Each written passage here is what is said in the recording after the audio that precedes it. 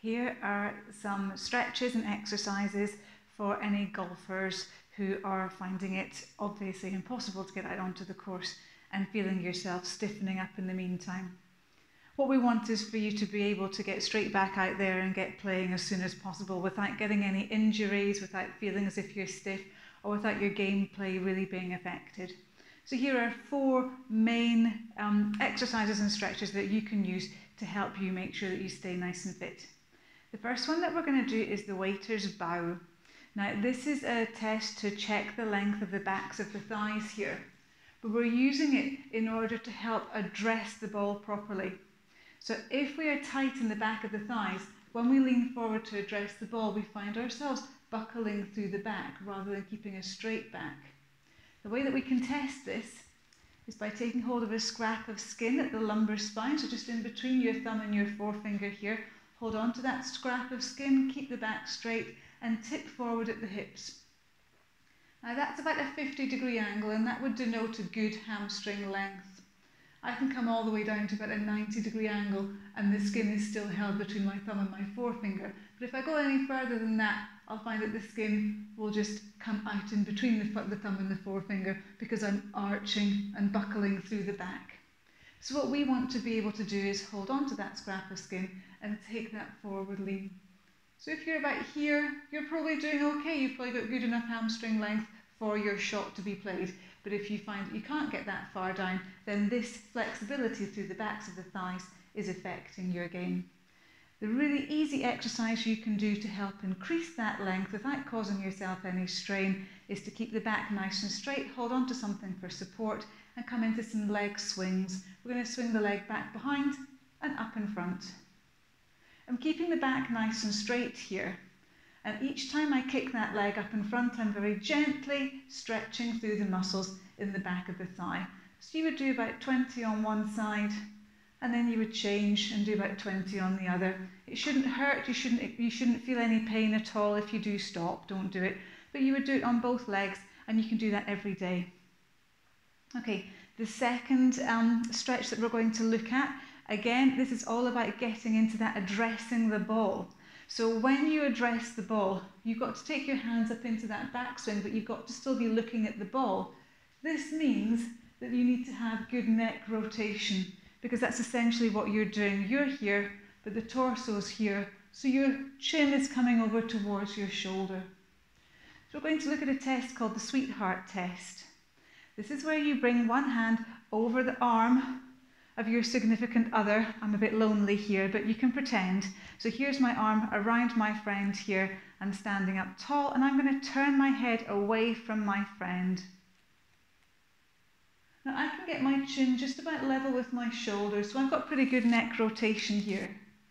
But if you find that you can't get your chin all the way round so it's above the shoulder, then this is going to be affecting your backswing. As you come all the way through the backswing, you're not going to be able to keep your eye on the ball, so you don't know exactly where that club face is coming to. The way that we can help increase that flexibility through the neck is by coming to stand against a wall. So I've got my bottom against the wall, but my heels are slightly further forward than the wall. My shoulders are against the wall, and I'm going to press the back of my head against this wall too. You might find that you need to put a towel behind your head so that you can press the head evenly against the wall, because if you're quite rounded through the upper back, you might find that you're tipping your chin upwards, and I don't want that to happen. I want you to keep it level. So keep the chin level, press the back of the head in towards the wall, and turn the head from side to side. So you'll do this quite slowly, maybe 10 or 15 times each side. It might sound as if it's grinding all the way through your neck, but try to keep it relaxed. And this move is going to help increase the flexibility through your neck. So when you're addressing the ball, you can keep your eyes fixed down onto it. The next 2 exercises that we're going to do will deal with flexibility through the shoulders to help you with your backswing and your follow through. So the first one that we're going to do here is for extension through the upper part of the back here. It's called the arm raise test. Standing back against the wall again. I'm going to keep my shoulders and my bottom in place. I'm standing tall and I'm going to try and press my lumbar spine, so my lower back, in towards the wall here. So pressing it in place. I raise my hands up towards the ceiling, keeping that back pressed in place as the arms raise high. If you find yourself having to arch your back away from the wall in order to raise the hands up, then that's indicating that you're quite tight through the upper back here.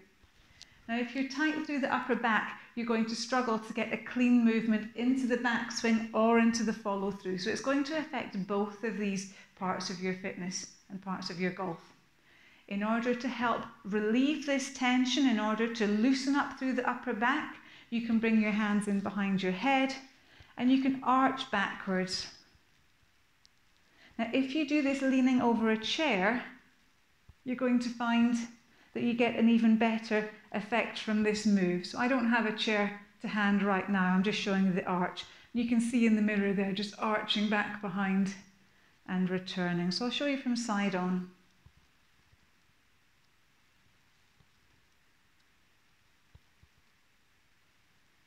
And I'll do 2 more. So again, you could do 10 to 15 of these every day, just to help loosen off the area at the top part of your back. Now the last one that we're going to do is the Apley scratch test, and this is testing the level of flexibility in between the shoulder blades and around the muscles that hold the shoulder blades in place. So the Apley scratch test is one where you take one hand up your back, the other one from the top, and you see if you can get them to meet.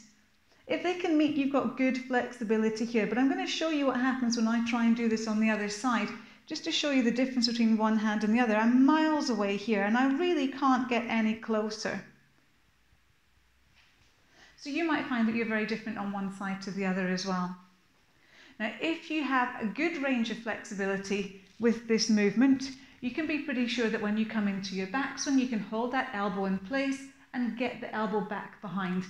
Similarly, when you're coming through, you can hold everything in place because the shoulder blades are going to be moving nicely and freely. But if they're quite tight, then that doesn't happen and it impinges your whole swing.